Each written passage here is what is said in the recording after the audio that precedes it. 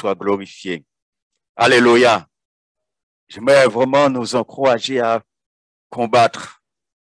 Vous savez, lorsque des enfants de Dieu prient, lorsque une église prie, nous dérangeons beaucoup l'ennemi. Quand tu pries, tu déranges beaucoup l'ennemi.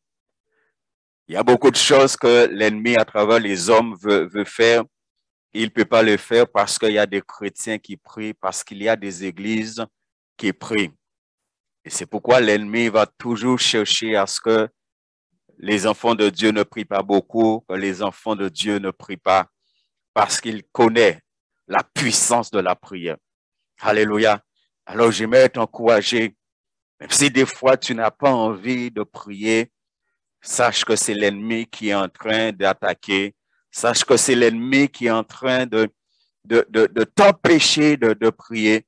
Alors, tu as un combat à mener, à prendre la victoire dans le nom de Jésus-Christ, à te forcer, à traiter durement ton corps dans le nom de Jésus-Christ pour rester dans le combat. Béni soit l'Éternel. Donc, soyez encouragés. Que le nom de Dieu soit glorifié. Alléluia. Merci Jésus. Vous avez le bonjour du pasteur Jean-Christophe pour ceux qui le connaissent. Et si vous priez, continuez à prier pour tous les bien-aimés de là-bas et pour eux aussi. Les choses ne sont pas aussi évidentes que pour nous ici. Mais par la grâce de Dieu, ils continuent à combattre, à persévérer. Et que vraiment le nom de Dieu soit glorifié. Béni soit l'Éternel. Nous allons continuer notre préparation pour ce temps de jeûne et prière dans Ésaïe 58. Et j'espère par rapport à ce que nous avons commencé à voir, on a vu les versets 1 à 5 la dernière fois. J'espère que vous prenez le temps aussi de lire ce passage d'Ésaïe 58 qui parle du vrai jeûne. Du vrai jeûne, qui parle de comment Dieu veut que nous soyons en tant que personnes qui jeûnent et qui prient. Et Ésaïe 58 est vraiment très important. Et ce soir, si Dieu nous prête le temps, nous allons voir des versets 5 jusqu'à 6 jusqu'à 10, parler de cela ensemble. Béni soit l'Éternel. Que le nom de Dieu soit glorifié. Verset 6, il est dit, « Voici le jeûne que je préconise. » Voici le jeûne que je préconise. Au verset 5, on avait vu, Dieu avait déjà dit, « Est-ce là le jeûne que je préconise? » Il avait déjà dit un certain nombre de choses en parlant d'un jour où l'homme s'humilie, où l'homme courbe la tête, où l'homme se couche sur le sac et la cendre. Ouais, il avait déjà parlé. Maintenant, il dit, voici le jeûne que je préconise. Dans d'autres versions de la Bible, il est dit, oracle de l'Éternel, oracle du Seigneur l'Éternel, voici le jeûne que je préconise. Que Dieu va clairement parler à ses enfants, à son peuple, et en l'occurrence ici à Israël, de ce qu'il attend lorsque le peuple de Dieu jeûne, lorsqu'un enfant de Dieu jeûne, qu'est-ce qu'il attend? Le jeûne et la prière, c'est comme aussi lorsque nous prions. Et Jésus a été clair que prier, c'est pas le fait de multiplier des paroles. Que prier, c'est vraiment un état de cœur. Et dans ce verset 6, il y a 4 choses dans ce verset 6 qu'il est demandé par rapport à ce que l'Éternel attend de nous. La première chose, il est dit, détache les chaînes de la méchanceté. Ensuite, il est dit, dénoue les liens du joug.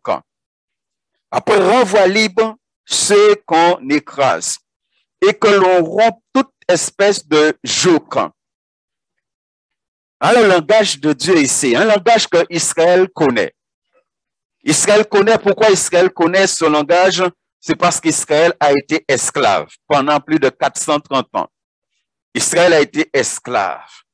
Ce qui veut dire que si Dieu parle de ça concernant le jeûne et la prière, on a besoin de savoir qu'est-ce que Dieu est en train de nous dire à travers ces 4 choses qui sont demandées ici dans ce verset. Premièrement, il dit détache les chaînes de la méchanceté. Voilà ce que Dieu attend. Et qu'est-ce que Dieu est en train de nous dire ici? Dans le chapitre 42 d'Ésaïe, verset 7. Ésaïe 42, 7. Il est dit, pour ouvrir les yeux des aveugles, pour faire sortir de prison le captif et de leur cachot les habitants des ténèbres. Si vous connaissez Ésaïe 42, il parle du serviteur de l'Éternel. Et Ésaïe 42 est en relation avec la venue du Seigneur Jésus-Christ. Pourquoi il va venir? Il va venir pour une œuvre, pour délivrer, pour libérer les gens. Et lorsqu'il dit ici, détache les chaînes de la méchanceté. C'est-à-dire, il faut libérer les prisonniers. De libérer les prisonniers. En tant qu'enfant de Dieu, est-ce que tu sais que tu peux emprisonner quelqu'un? Est-ce que tu sais ça? Que tu peux emprisonner quelqu'un. Et emprisonner quelqu'un parce que il y a la méchanceté dans ta vie. Et c'est des choses que nous connaissons. Par exemple, quand un enfant de Dieu refuse de pardonner, tu emprisonnes quelqu'un. C'est pourquoi quand on parle du pardon, on dit que le pardon, c'est une puissance qui libère. Si c'est une puissance qui libère, ça veut dire que la personne peut être emprisonnée. Et c'est lorsque tu pardonnes, maintenant, cette personne-là est libérée. Mais quand tu refuses de pardonner, c'est parce que il y a la méchanceté dans ton cœur. Il y a la méchanceté dans le cœur de la personne qui refuse de pardonner. Et c'est pourquoi il dit détache les chaînes de la méchanceté. Ça, c'est pour libérer les prisonniers. Ça rentre dans le cadre du pardon. Et ça, c'est très important, bien-aimés.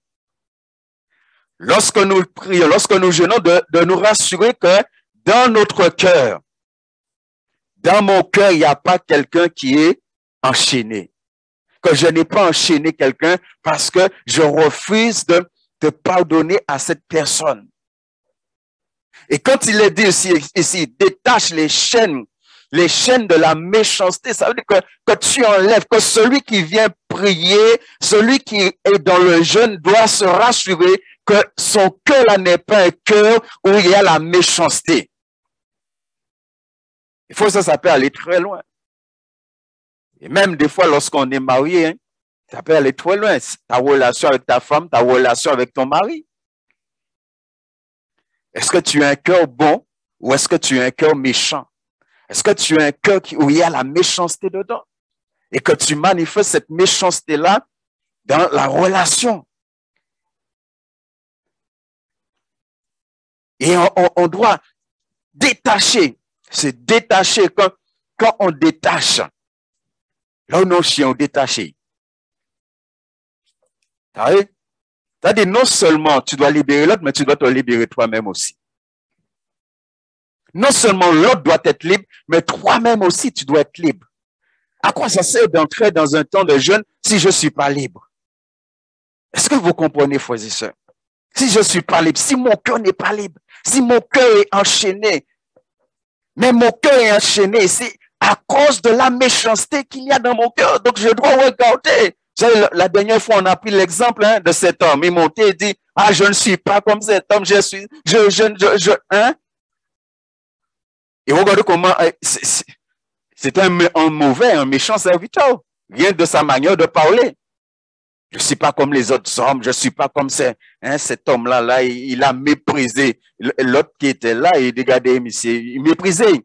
Mais qu'est-ce qui l'a amené à le mépriser? Si son cœur était bon, est-ce que vous pensez qu'il l'aurait méprisé? C'est ça? C'est parce que son cœur n'était pas bon. Et la manière qu'il a parlé, on voit la méchanceté dans son cœur devant la face de Dieu. Donc, bien aimé, on a besoin d'examiner son cœur.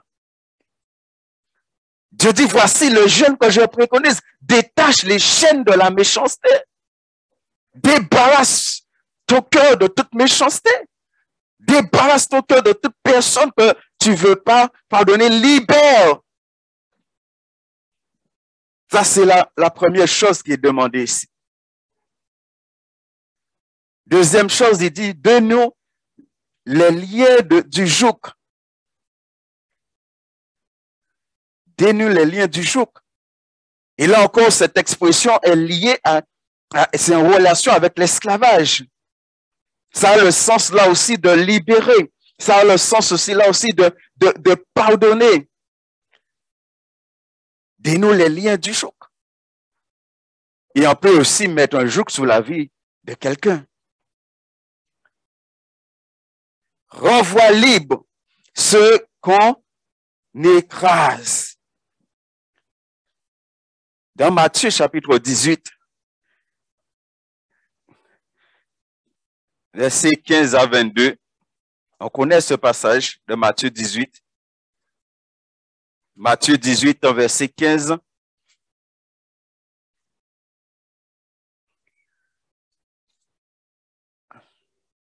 Il dit, si ton frère a péché, va et reprends-le seul à seul.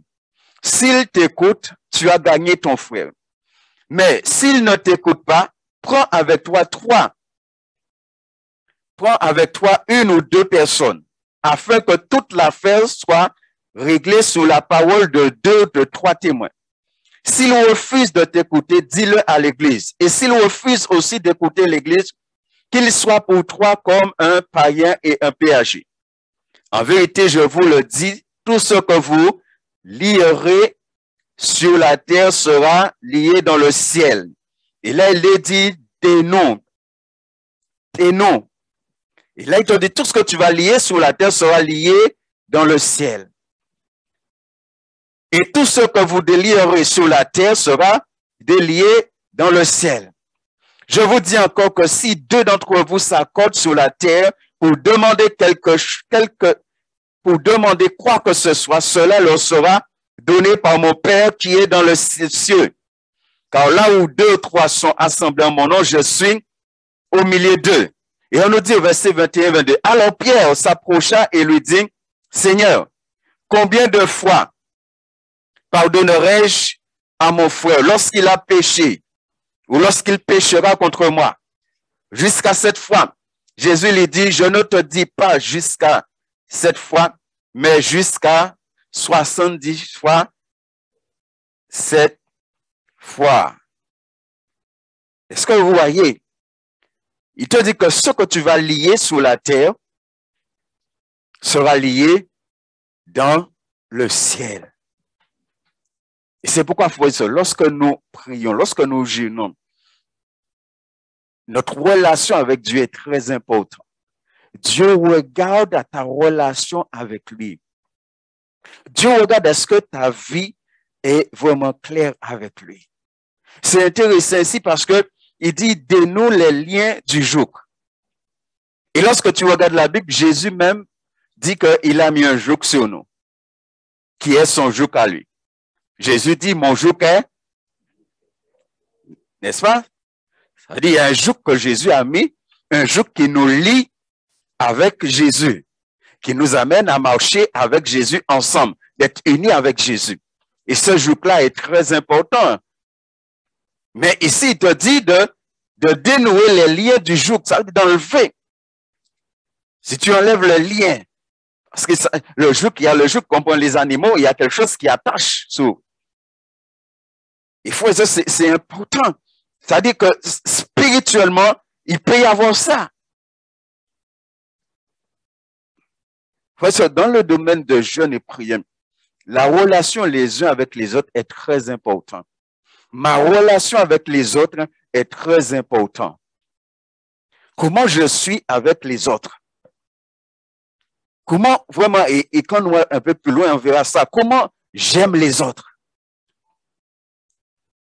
C'est pourquoi quand nous prions et nous jeûnons, Dieu regarde Et tout à l'heure, quand on ira plus loin, est-ce qu'on se rend compte, Dieu a mis dans l'enseignement du jeûne même le fait de donner à manger à quelqu'un. Même le fait de donner à manger à quelqu'un, c'est important pour que Dieu exauce ta prière quand tu pries. Et surtout quand tu es dans le jeûne et la prière. C'est-à-dire le jeûne et la prière, c'est pas une question de ma relation avec Dieu seulement, mais c'est ma relation aussi avec les autres. Et c'est pourquoi là, il dit, dénoue les liens du joug. Dénoue. Enlève ces liens-là. Et ça rentre encore dans le cadre du pardon, de pardonner à l'autre qu'il n'y ait rien. Renvoie libre ceux qu'on écrase. Libère les captifs. Fais preuve de justice. Quand il dit renvoie libre ceux qu'on écrase, vous savez, ceux qu'on écrase là, on les écrasait parce qu'il y a de l'injustice. C'est comme pour nous. Et souvent, je prends cet exemple. Des fois, lorsqu'on exhorte quelqu'un, pour certaines personnes, exhorter, c'est écraser. Alors que bibliquement, exhorter, c'est relever. Tu relèves. La personne a péché, tu viens pour relever la personne, pour faire sortir la personne dans le péché que la personne a. Mais c'est pas tu viens pour écraser. C'est pourquoi exhorter, c'est pas venir, tu juges la personne, tu enfonces. C'est pas ça du tout. Et c'est pourquoi il dit, renvoie libre ceux qu'on écrase. Pourquoi on les écrasait? On les écrasait à cause de l'injustice qu'il y avait là encore, que le peuple d'Israël pratiquait. L'injustice. Alors Dieu, il demande, lorsqu'il dit, renvoie libre ceux qu'on écrase, il dit, faire preuve de justice envers ces personnes-là, de ne pas les écraser, de ne pas les enfoncer. Ça, c'était le comportement du peuple juif vis-à-vis des esclaves qu'ils avaient. Où ils écrasaient, où ils maltraitaient les esclaves. Et puis après, ils venaient jeûner devant la face de Dieu. Ça renvoie, frère, à comment nous parlons. Comment tu parles? Parce que par mes paroles, je peux écraser quelqu'un. Par mes paroles, je peux détruire quelqu'un. Je peux détruire la vie de quelqu'un. Comment je parle? Parce que ce que Dieu demande là, ici, c'est un changement de cœur, c'est un changement de la manière de vivre. Comment je parle des autres? Est-ce que je dis toujours du bien des autres? Ou est-ce que par mes paroles, j'écrase les autres? Dis renvoie libre ceux qu'on écrase. Fais preuve de justice, d'être juste à leur égard. Et non pas injuste. Béni soit l'Éternel. C'est important, frères et sœurs. Et même lorsque, parce que Dieu est en train de parler à Israël ici. Il n'est pas en train de parler à des personnes individuelles. Il parle à Israël ici. Lorsque, en tant qu'Église, nous allons jeûner et prier. Ça veut dire, si tu sais qu'il y a un frère, qu'il y a une sœur, il a un problème, par exemple, pour pardonner, tu es obligé de l'exhorter par rapport au jeûne en question.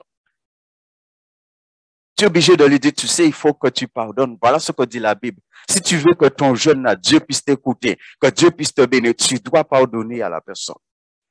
Parce qu'il dit de renvoyer libre ceux qu'on écrase. C'est-à-dire, si tu connais un frère, si tu connais une sœur, on va entrer dans ce temps de jeûne-là, qui écrase ou qui a écrasé quelqu'un, tu dois l'exhorter et lui dire, il faut que tu demandes pardon. Il faut que tu te réconcilies avec la personne. Sinon, ça ne sert à rien de venir gêner après. Non seulement ça me concerne, mais lorsqu'on fait un jeûne collectif, c'est important. Si tu sais qu'il y a un frère, il y a une sœur là, le témoignage à ces moments, tu es obligé de le parce qu'on est ensemble en train de jeûner, prier. Vous vous souvenez d'Israël au temps de Josué? Il y a un homme qu'on appelle Akan. Et Akan va faire quelque chose. Et de ce que Akan va faire, Israël part en guerre. Et lorsqu'Israël est parti en guerre, Israël est vaincu. Et Josué, il ne comprend pas pourquoi. Parce que Dieu leur avait promis la victoire. Et Josué se rend compte qu'ils ont été vaincus. Je crois, il me semble, c'est Haï. Ils ont été combattus et on les a vaincus. Et Josué est là. Josué est en train prier, il est en train de chercher à savoir pourquoi. Jusqu'à un moment où Dieu vient parler à Josué et Dieu dit à Josué, Akan a péché. Akan a péché. Et le péché va être dévoilé et Akan et toute sa famille et même son clan ont été exterminés. Mais à cause du péché d'Akan, le peuple n'a pas pu remporter la victoire. Et c'est pourquoi même, lorsque la Bible nous parle de ça, même là, tu connais un frère, une soeur là, et c'est pour que Dieu puisse bénir, bien, tu es obligé de lui parler, de dire, tu as quelque chose à faire. Pour que ce temps de jeûne-là, Dieu puisse te bénir et bénir en abondance. Parce que c'est un jeûne collectif, ensemble, qu'on est appelé à prier et à demander à Dieu un certain nombre de choses. Là où Dieu va bénir,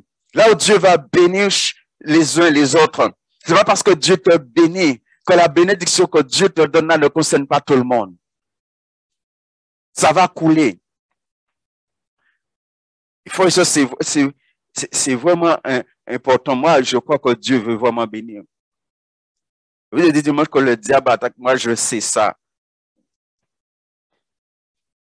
Et je sais que on a besoin d'être vigilants les uns les autres. Et que l'on rompe toute espèce de joug. Vous voyez, toute espèce de joug. Ça veut dire qu'il peut y avoir plusieurs types de joug. C'est un. Je dois regarder, est-ce que je ne suis pas dedans?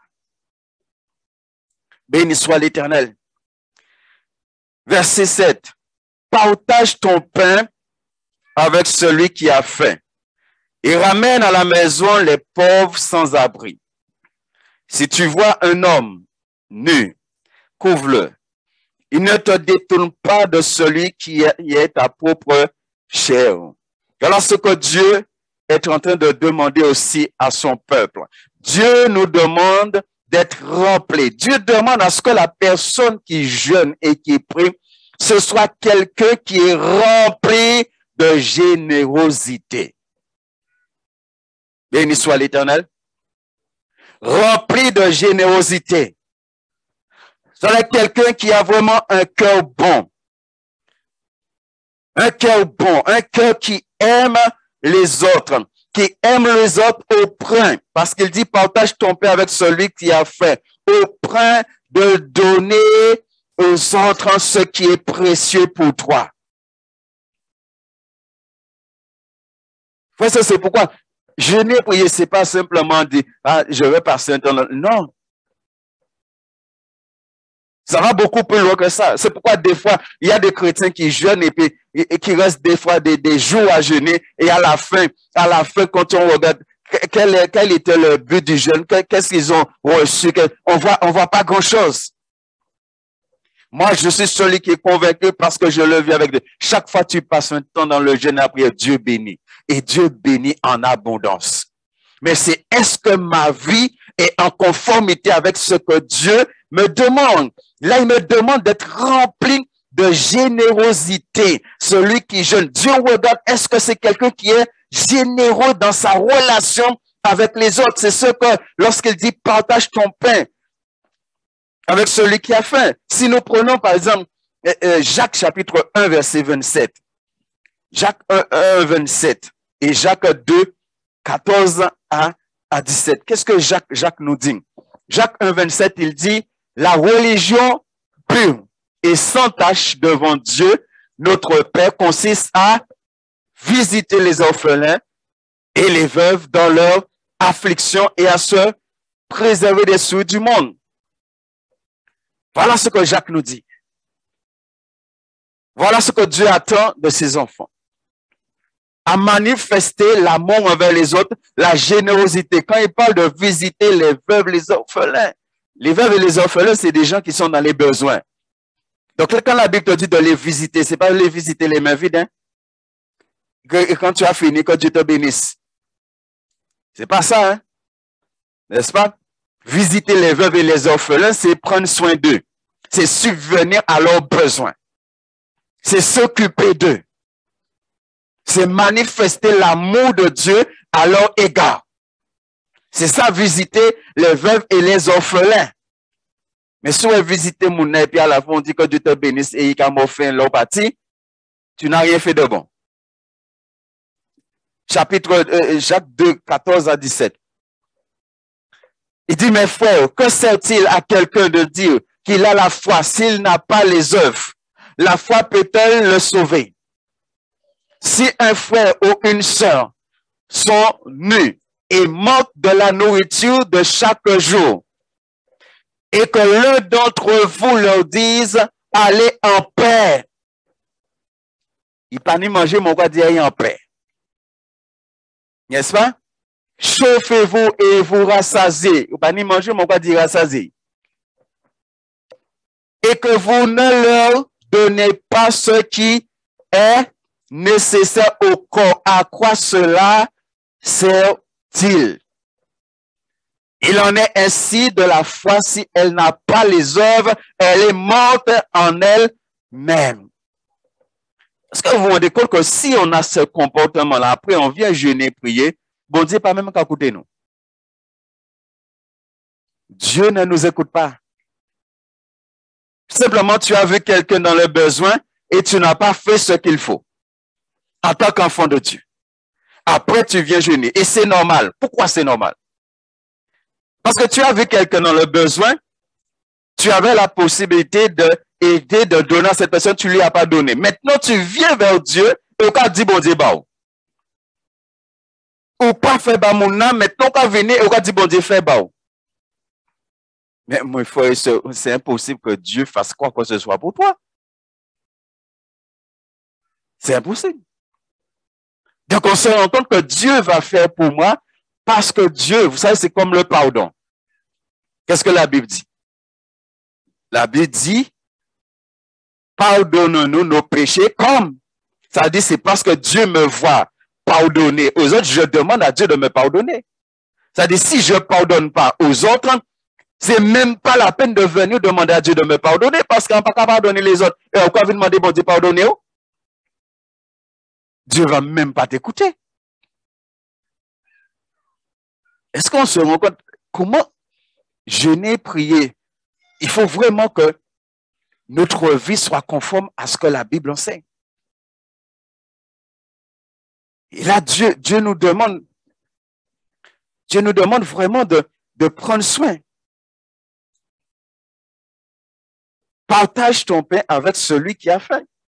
Et ramène à la maison les pauvres sans abri. Fais preuve d'hospitalité. Ça veut dire celui qui jeûne, Dieu voit, c'est quelqu'un qui est prêt à faire toutes ces choses-là. Tu ne peux pas demander à Dieu de te bénir si tu ne bénis pas les autres. Tu ne peux pas demander à Dieu de te bénir si tu ne bénis pas les autres. Il dit, si tu vois un homme nu, couvre-le. Il ne te détourne pas de celui qui est ta peau prochaine. C'est-à-dire de ceux de ta famille. Matthieu 25, 37 à 40. Matthieu 25. Il dit, les justes lui répondent. Les justes lui répondront, Seigneur, quand avons-nous vu faim? Et t'avons-nous donné à manger? Ou avons soif? Et t'avons-nous donné à boire? Verset 38. Quand avons-nous vu étranger? Et t'avons-nous recueilli? Ou nu? Et t'avons-nous vêtu?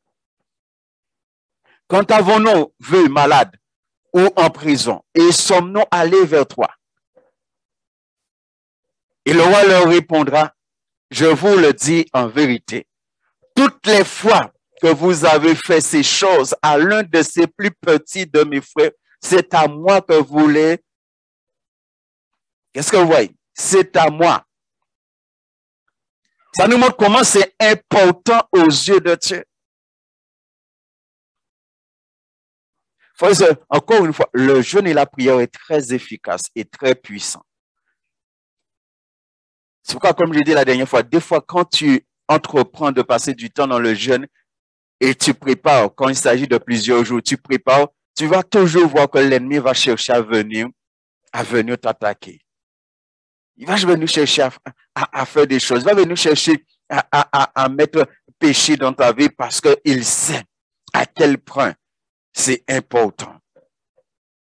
Et ici en particulier, le Seigneur nous demande vraiment de manifester cet amour les uns envers les autres.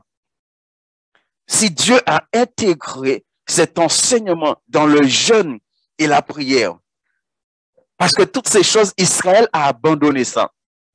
Israël est entré dans un fonctionnement. Israël a abandonné tout cela. Israël ne faisait plus le bien autour d'elle.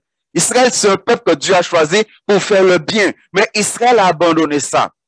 Et Israël a abandonné ça aussi parce que dans le contexte d'Ésaïe, Israël vit des choses difficiles aussi.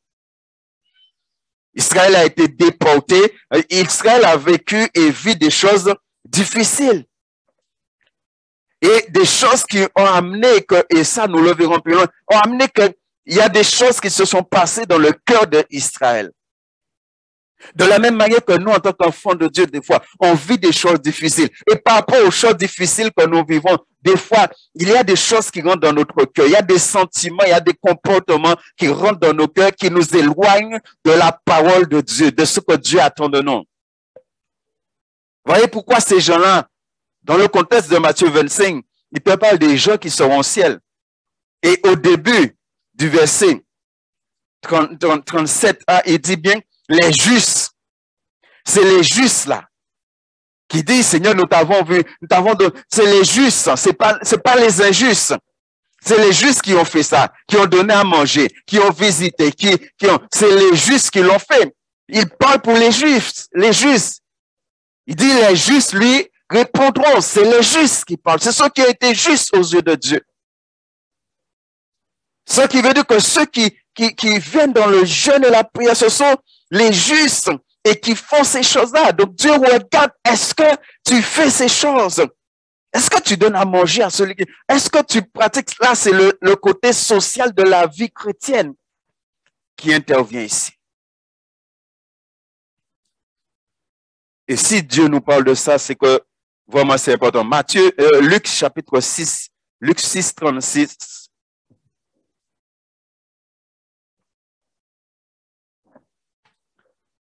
Il dit, soyez donc miséricordieux comme votre Père est miséricordieux. Soyez donc miséricordieux. C'est quand il parle d'être miséricordieux, ça veut dire que d'agir les uns envers les autres comme Dieu aurait agi. C'est ça, être miséricordieux. C'est-à-dire, c'est dans des choses que nous faisons vis-à-vis des autres, d'être Dieu. C'est-à-dire, Dieu a dit à Moïse, Aaron sera ta bouche et toi, tu seras Dieu pour Aaron.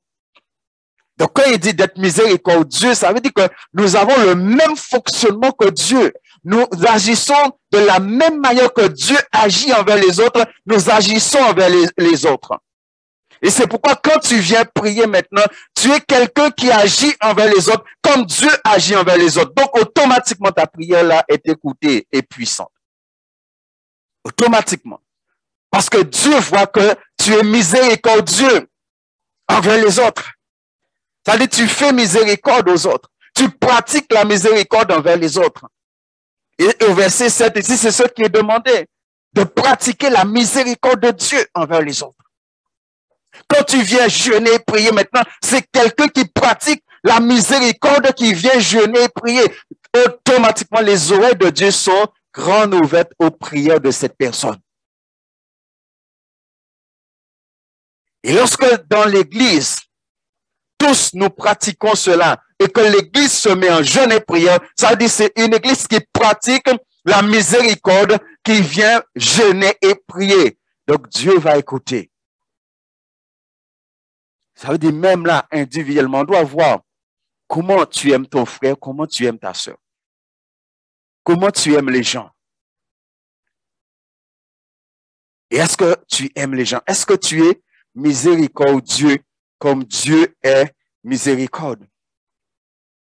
Quelqu'un a écrit par rapport à ce verset que, en tant qu'enfant de Dieu, nous sommes appelés à soulager quelque peu les détresses auxquelles nous pouvons être confrontés, c'est-à-dire les détresses des gens que nous pouvons être confrontés, on est appelé à soulager cela.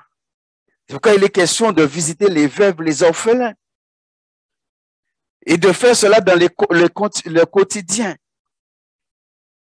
avec les moyens que nous disposons. C'est pourquoi si tu ne peux pas fermer ton cœur à celui qui est dans le besoin. Le verset 6 et le verset 7 ici met l'accent. C'est pourquoi au verset 6, il est dit, voici le jeûne que je préconise. C'est-à-dire le jeûne où Dieu prend plaisir. Le jeûne qui est agréé par Dieu. Et les versets 8 jusqu'à 10 maintenant, va nous parler de conséquences maintenant. Puisque tu es en train de jeûner, de prier comme Dieu l'attend de toi. L'Église est en train de jeûner, prier comme Dieu l'attend de l'Église. Donc, automatiquement maintenant, il y a une grâce, il y a une bénédiction qui va couler, que nous voyons à partir du verset 8 jusqu'au verset 10 qu'on va voir ce soir ensemble. Au verset 8, il dit, alors, ta lumière prendra comme l'aurore.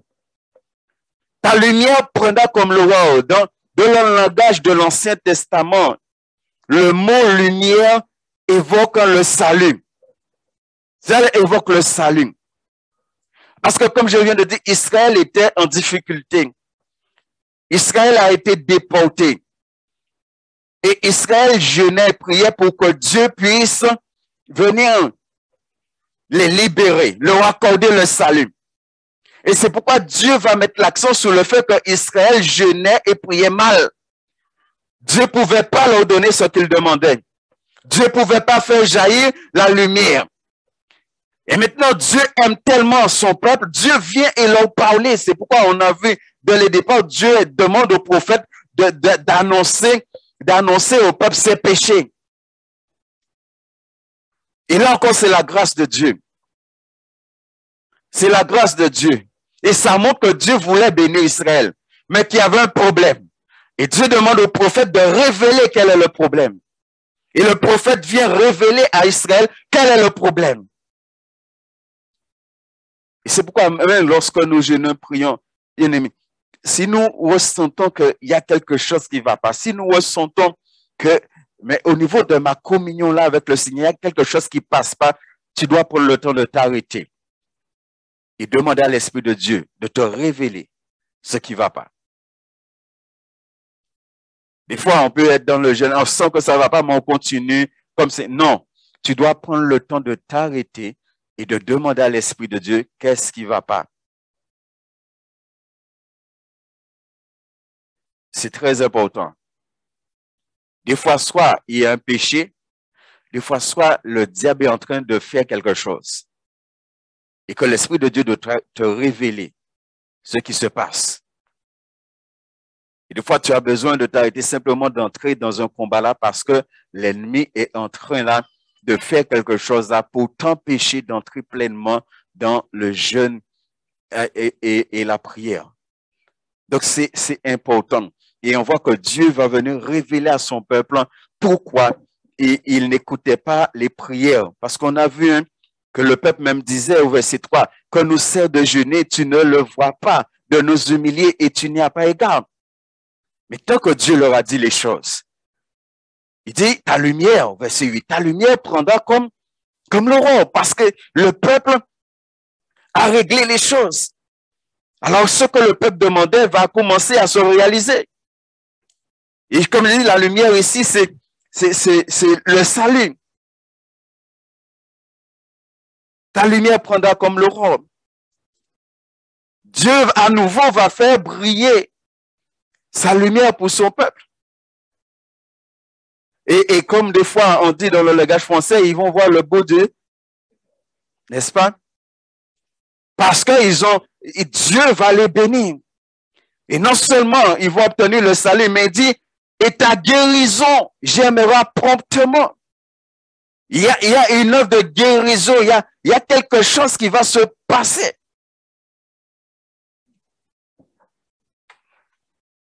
Et Dieu nous a mis à cœur d'avoir ce temps de jeûne et prière pour que son peuple soit fortifié pour la restauration de chacun et pour la restauration de l'âme de chacun. Et il y en a beaucoup qui portent des souffrances, qui portent des blessures.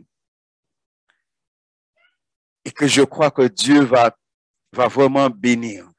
Parce qu'il est question ici de guérison. Et ta guérison j'aimerais promptement. Dieu va guérir ceux qui ont besoin d'être guéris. Israël a connu un temps de souffrance. Israël a été meurtri, blessé dans leur corps, dans leur chair. Cela a engendré des cicatrices, un certain nombre de choses. Et c'est pourquoi Dieu dit, et ta guérison j'aimerais promptement. Dieu va amener la guérison pour son peuple, pour ses enfants. Jérémie chapitre 8, verset 22.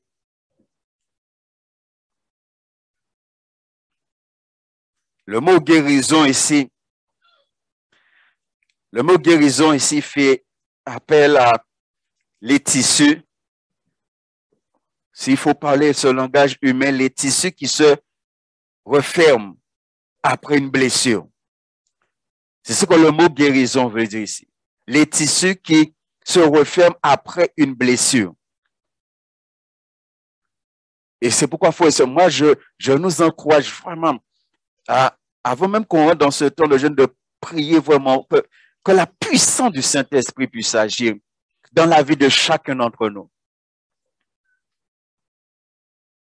Il y a des choses normalement individuellement qu'on doit faire, mais le temps est tellement court maintenant. C'est pas simplement, entre parenthèses, c'est pas simplement qu'on dit que oui, Jésus arrive. C'est-à-dire le temps est court aussi. Et il y a quelque chose que Dieu veut opérer dans la vie de ses enfants. Et moi, je bénis Dieu parce que je sais qu'il y a des personnes, Dieu a commencé déjà à bénir, à faire un travail dans leur cœur, dans leur âme. Dieu a déjà commencé. Et depuis dimanche, là, je sais qu'il y a des gens, l'Esprit de Dieu les a visités. Dieu a commencé parce que quand quelque chose est dans la volonté de Dieu, Dieu agit. Dieu agit. Et les uns et les autres, on a besoin de guérison. On a besoin de guérison. Jérémie 8, 32, après 33, 6 nous dit, n'y a-t-il point de baume en Galaad? N'y a-t-il point de médecin? Pourquoi donc la guérison de la fille de mon peuple ne s'opère-t-elle pas? Et là encore, si on dans le cadre de Jérémie, là encore, le peuple était en souffrance. Hein?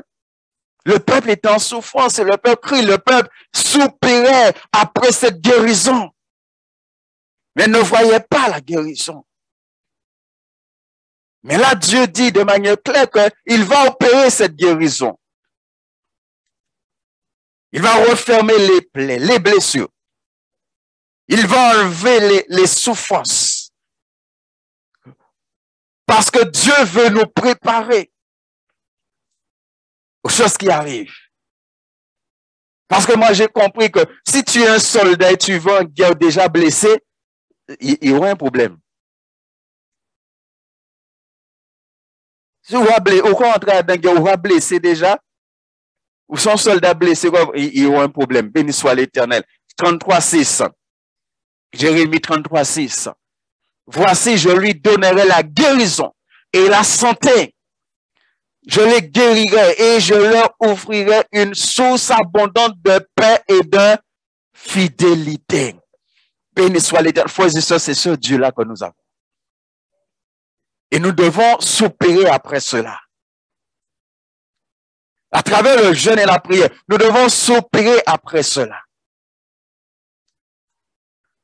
Ça veut dire que chacun d'entre nous, vous devez soupirer après cela, de crier après Dieu, de saisir cette guérison, de dire que tu sais qu'auprès de l'Éternel est la guérison. Ta guérison est auprès de l'Éternel Dieu. La Bible nous dit concernant le Seigneur Jésus, dans Isaïe 58, par ses meurtrissures, Alléluia. Ça veut dire que Jésus t'a déjà donné. Et toi, tu viens prendre ce que Jésus t'a déjà donné. C'est pourquoi avant que Dieu puisse dire tout cela, il nous a dit comment nous devons jeûner. Qu'est-ce que nous devons faire? Nous débarrasser de tout mal, nous débarrasser de tout péché, de regarder mon cœur. Est-ce qu'il n'y a pas des choses dans mon cœur? Est-ce qu'il n'y a pas la méchanceté? Est-ce qu'il n'y a pas de me débarrasser de cela parce que je soupire après ma guérison? Et je sais que Dieu va me guérir. Chapitre 30, verset 17 de Jérémie. Mais je te guérirai je panserai tes plaies. Voilà pourquoi on prie pour que Dieu nous fortifie et surtout pour la restauration de l'âme. Je panserai tes plaies, dit l'Éternel, car il t'appellera la poussée de Sion dont nul ne prend souci. Je panserai tes plaies. Dieu est celui qui pense les plaies de ses enfants. Quel que soit ce qui t'a fait, ce qui te fait souffrir. J'ai déjà vu Dieu arracher, délivrer des cœurs de la souffrance. Dieu fait cela pour ses enfants, frères et sœurs. Béni soit l'Éternel. Il le fait. Alléluia. Béni soit l'Éternel. Nous revenons dans Ésaïe. Alors ta lumière prendra comme l'horreur et ta guérison germera promptement. Promptement. Dieu ne tardera pas à agir. Parce que tu es en train de jeûner selon la volonté de Dieu. Donc Dieu ne va pas attendre pour agir. Dieu ne va pas attendre pour te guérir. Ta justice marchera devant toi. Autrefois, tu étais injuste. Mais tu vas retrouver des pratiques justes devant Dieu. Et ta justice va marcher devant toi. Quand Dieu regarde maintenant, il voit que tu n'es plus injuste. Ça veut dire que réellement, il y a quelque chose qui s'est passé dans ta vie. Parce que des fois, quand quelqu'un souffre, cette personne peut faire aussi souffrir d'autres.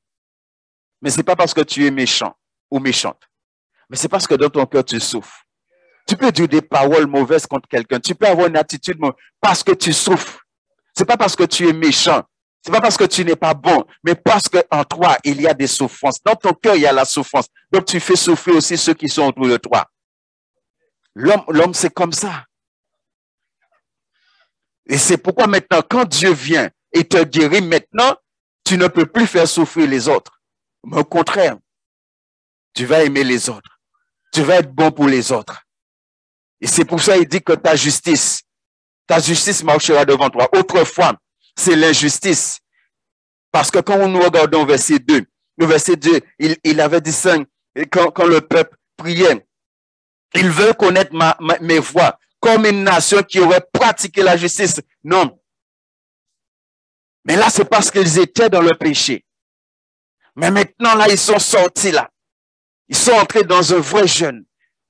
Agréable à l'Éternel Dieu. Maintenant, ils vont retrouver la pratique de la justice. Et la gloire de l'Éternel sera ton arrière-garde, comme Israël dans le désert. La gloire de l'Éternel était là. C'est la gloire de l'Éternel, que ce soit la journée, la nuit, qui les dirigeait par la nuée. Ainsi maintenant, ils sont conduits par la gloire de l'Éternel. Il dit, la gloire de l'Éternel sera ton arrière-garde. La gloire de l'Éternel va te diriger, va te conduire. Et voilà maintenant que la relation, le verset 8 là montre clairement que la relation est rétablie. La relation maintenant est rétablie. Et parce que la relation est rétablie, au verset 9, il est dit, alors tu appelleras et l'Éternel répondra. Alors que précédemment, on a vu dans le verset 3, que nous sert de jeûner, tu ne le vois pas. De nous humilier, tu n'y as pas égard. Mais maintenant là, il dit, alors tu appelleras et l'Éternel répondra, tu crieras et il dira, me voici. Dieu a retrouvé son peuple et le peuple a retrouvé son Dieu. Dieu a retrouvé son peuple et le peuple a retrouvé son Dieu. C'est pourquoi je répète, frères et sœurs, quand nous entrons dans un temps de jeûne, tu dois te rassurer que Dieu va te bénir. Dieu va te bénir. Béni soit l'Éternel. Que le nom de Dieu soit glorifié. Alléluia. Béni soit l'Éternel. Si tu éloignes du milieu de toi le jour, les gestes menaçants et les discours de rien du tout, à ce moment-là, c'est impossible que Dieu ne t'écoute pas. À ce moment-là, c'est impossible que Dieu ne te bénisse pas. Si tu offres à la famille ce que tu désires toi-même, ce qu'on a vu au verset 7, partager son pain avec celui qui a. Si tu offres à la famille ce que tu désires toi-même. Dans Romains chapitre 13, verset 8, et Matthieu 22, 39, Romains 13, 8, il est dit, ne devez rien à personne, si ce n'est de vous aimer les uns les autres. Car celui qui aime les autres a accompli la loi. Quand la Bible te parle d'accomplir la loi, c'est accomplir la volonté de Dieu. C'est pourquoi quand il dit, si tu offres à la famille ce que tu désires toi-même. Et dans Matthieu 22, 39, il dit d'aimer son prochain comme soi-même. D'aimer son prochain comme soi-même. Et c'est pourquoi il dit ici, si tu offres à la famille ce que tu désires toi-même. Et comme on a vu précédemment, si tu désires que quand tu es dans un problème, une situation, que d'autres puissent venir t'aider, ça veut dire que tu dois faire la même chose aussi pour les autres. Béni soit l'Éternel. Le souci des autres, le souci des démunis. Dieu nous recommande cela. Dieu nous recommande cela. Et si nous allons un peu plus loin, dans ce que la Bible nous dit, même chercher à connaître les besoins de l'autre. Parce qu'il te dit, si tu offres à la famille ce que tu désires toi-même, ce que tu désires toi-même, et des fois, tu désires, si tu es dans un problème, que d'autres se soucient de ta situation, que d'autres cherchent à connaître ta situation pour subvenir à tes besoins. Alors ainsi, tu dois faire pareil, te soucier. Je ne sais pas si nous comprenons vraiment le sens du jeûne et la prière. Parce que beaucoup de chrétiens pensent que jeûner et prier, c'est venir là et simplement avec des sujets de prière, déballer devant Dieu. Non, ça va beaucoup plus loin que ça. Jeûner et prier, ça va dans une conduite, une vie. Celui qui jeûne et prie a une vie devant la face de Dieu. A une vie devant la face de Dieu. C'est pourquoi j'ai toujours dit que prier, c'est pas une pratique. C'est pas une pratique.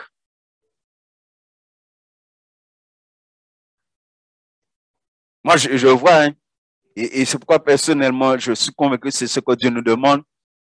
Parce que moi, je ne suis pas, de toute façon, pour ceux qui sont là depuis au début de l'église, voyez, quand la fin d'année arrive, je ne dis pas à l'église, bon, on va faire 21 jours de jeûne, on va faire 40 jours. Il y a des églises, c'est comme ça, mais ça devient simplement une pratique. Il faut faire ce que Dieu demande. Comme moi, j'ai toujours dit, Dieu va te dire une semaine, tu fais une semaine. Moi, je vais toujours prier Dieu. Combien de jours je dois faire? Si l'Esprit me dit 30 jours, je fais 30 jours. S'il me dit 15 jours, je fais 15 jours. S'il me dit de faire 20 jours, je fais 20 jours. Être libre avec l'Esprit, c'est Dieu qui sait. Mais il y a des chaque année, on va faire 21 jours de jeûne, des fois le jeûne de Daniel. Non. Je ne dis pas que Dieu ne peut pas donner à une église de chaque année de jeûner 40 jours. Dieu peut faire ça. Moi, je n'ai pas de problème avec ça. Mais là, c'est Dieu. Là, c'est Dieu qui fait ses affaires. Mais lorsque ça devient simplement une pratique, eh bien, tu as des gens qui vivent n'importe comment, et puis, quand le temps de ce jeûne arrive, ils rentrent dedans, ils jeûnent. Mais est-ce que ça a une valeur devant Dieu? Non. Mais si on rentre dans ce que Ésaïe est en train de nous dire là, tu as cette vie-là devant Dieu à tout moment, à tout instant, tu vis comme Dieu le dit là. Lorsque tu viens jeûner, prier, Dieu a déjà préparé toutes les grâces et les bénédictions pour toi. Parce qu'il sait qui jeûne et qui prie. Il sait quelle personne tu es, quel serviteur, quelle servante tu es. Et c'est pourquoi dans la Bible même, nous voyons, il y a plusieurs types de jeûnes. Il n'y a pas qu'une seule façon de jeûner et prier. Il y a plusieurs façons de jeûner et prier dans la Bible. Béni soit l'Éternel. Si tu offres à la famille ce que tu désires toi-même, si tu rassasies l'appétit de l'indigent. Ouais, il dit, si tu rassasies l'appétit de l'indigent. Et encore une fois, frères et sœurs, Dieu nous demande d'être à l'égard des autres ce que lui-même il est pour nous. Dieu est celui qui nous rassasie, n'est-ce pas? Heureux. Et ils seront, mais qui est-ce qui va les rassasier? Quand tu as faim, qui est-ce qui te rassasie? Quand tu as faim et soif, qui est-ce qui te rassasie? N'est-ce pas? Donc, parce que Dieu te rassasie, il te rassasie spirituellement, n'est-ce pas? Maintenant, il te demande, toi qui as été rassasié par Dieu, par le Saint-Esprit, il te demande maintenant, avec ce que Dieu te donne, de donner à l'autre pour que l'autre soit rassasié. Et c'est pourquoi si Dieu voit qu'on ne manifeste pas cet amour à l'égard des autres et tu viens jeûner, prier après, ça ne sert à rien. Et c'est pourquoi on a lu tout à l'heure là dans Luc qui dit soyez miséricordieux comme Dieu est miséricordieux. Si tu rassasies l'appétit de l'indigent, ta lumière se levera sur les ténèbres et ton obscurité sera comme... Est-ce que vous voyez, frères et sœurs? Ta lumière se levera sur les ténèbres. Vous savez, dans un Jean, il est dit que lorsque même nous péchons, avant même qu'on demande pardon, Dieu nous a déjà pardonné. Pourquoi? Parce que Dieu connaît ses enfants. Quand il te parle là de ta lumière là qui va s'élever, il dit ta lumière se levera sur les ténèbres. Jésus nous a dit dans Matthieu 5, 13 et 14 que nous sommes la lumière du monde. Dans Éphésiens 5, 8, il dit autrefois nous étions ténèbres, mais maintenant nous sommes lumière. Ça veut dire que là, tu exerces une telle autorité sur le monde des ténèbres. Là, le diable sait qui tu es. Le diable sait que tu es. Parce qu'il dit ta lumière se levera sur les ténèbres. Les ténèbres, là, c'est le monde des péchés. Le ténèbres, là, c'est le monde diabolique, satanique. Là, tu vas manifester une telle autorité. Parce que ton jeûne a été agréable à Dieu. C'est pourquoi pendant le temps de jeûne, Dieu vient déposer des choses dans ses enfants. Ta lumière se levera. Mais ce n'est pas toi. Ça dit c'est Dieu. Là, la Bible dit, celui qui s'abaisse sera élevé. C'est Dieu. Dieu va t'élever. Quand tu es entré dans le temps de jeûne, tu étais à un niveau. Comme ton jeûne a été agréable à Dieu, quand tu arrives à la fin, tu as gravi. Tu as gravi un échelon. Tu as monté à un autre niveau. Ta lumière était à un niveau. Mais maintenant, là, ta lumière s'est élevée encore plus. S'est élevée encore plus. Maintenant, le diable sera encore plus qui tu es en tant qu'enfant de Dieu. Ta lumière là, c'est la puissance aussi du Saint-Esprit. Tu vas manifester une plus grande puissance, une plus grande autorité sur le monde des ténèbres. Et même vis-à-vis du péché, tu n'es plus la même personne. Si avant ton temps de jeûne, le péché venait facilement dans ta vie, mais à ce moment-là, non. Il y a une telle lumière qui va s'emparer de toi, qui est la présence de Dieu, qui est la sainteté de Dieu.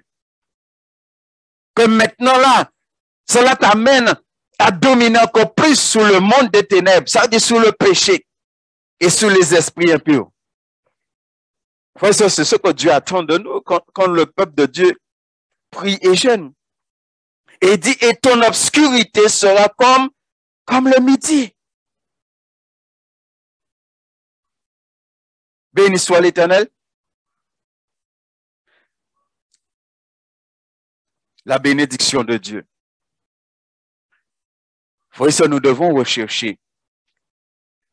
Nous devons rechercher cela. Et j'espère qu'on se rend compte, que chacun de nous, nous nous rendons compte de ce que c'est que jeûner et prier. De ce que c'est que vraiment que de jeûner et de prier. C'est pas simplement de traiter durement son corps. Le jeûne et la prière, c'est que vraiment tu recherches la bénédiction de Dieu. Vraiment tu recherches à aller plus loin avec Dieu. Et c'est pourquoi j'ai parlé que des fois, avant que tu rentres dans le jeûne, le diable vient t'attaquer. Mais aussi, pour ceux ici qui ont déjà passé du temps dans le jeûne et la prière, lorsque tu as jeûné et prié, que vraiment cela a été agréable à Dieu, regardez bien, le diable vient aussi tout de suite après t'attaquer. Le diable vient tout de suite après. Pourquoi? Parce que tu as été béni et il ne veut pas que tu rentres dans la bénédiction. Il va venir, c'est pourquoi quand tu sors, la Bible est claire. Et Jésus a été clair avec nous. Jésus a passé 40 jours. Qu'est-ce qui s'est passé après? Quand Jésus a terminé son jeûne, qu'est-ce qui s'est passé?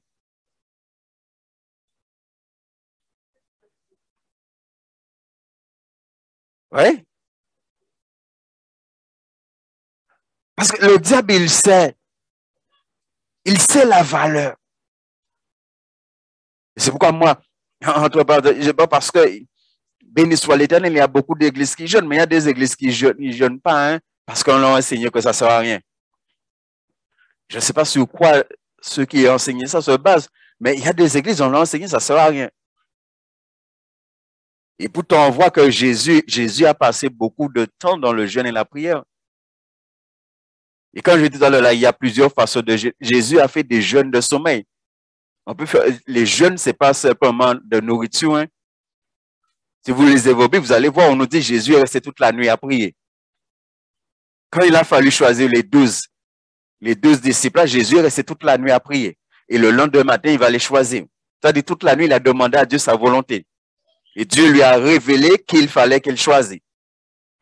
Quand il s'agit que lorsque Jésus a dit, ce genre de démon ne sort que par le jeûne et la prière, regardez bien, Jésus a prié toute la nuit. Et il vient au petit matin, il va chasser le démon. Donc Jésus a fait des jeûnes de sommeil. On appelle ça des jeûnes de sommeil. Tu décides de ne pas dormir et passer ce temps-là dans la prière.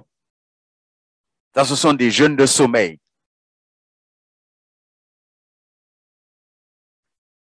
Donc, la vie de Jésus est une vie de jeûne et prière. Et on voit les premiers disciples aussi étaient dedans. Béni soit l'Éternel.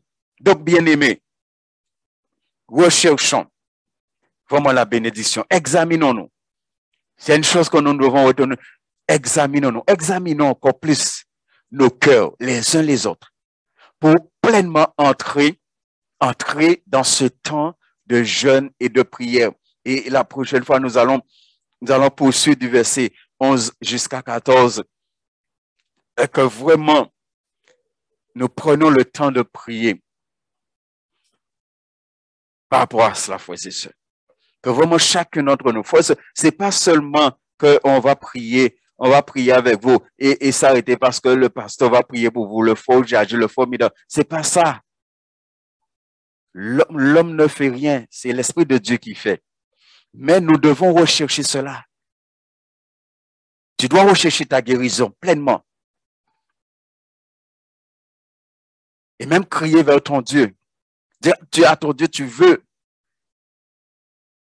Pour que simplement ça va couler. simplement ça va couler. Et de voir briller ta lumière. Alléluia. Béni soit l'Éternel. Que Dieu nous bénisse. Et s'il n'y a pas de question, nous allons prier. Prier pour conclure. Comme ça, ceux qui vont loin auront du temps pour pouvoir entrer. Béni soit l'Éternel. Que Dieu nous bénisse. Ceux qui étaient sur Zoom avec nous, soyez bénis. Que vraiment Dieu nous bénisse. Et encore, je vous encourage, passez du temps dans la prière, à préparer ce temps de jeûne et de prière pour que vraiment le nom de Dieu soit glorifié. Que nous soyons fortifiés, que nous soyons restaurés par la puissance du Saint-Esprit. Que vous soyez fortifiés, que vous soyez restaurés dans le nom de Jésus de Nazareth.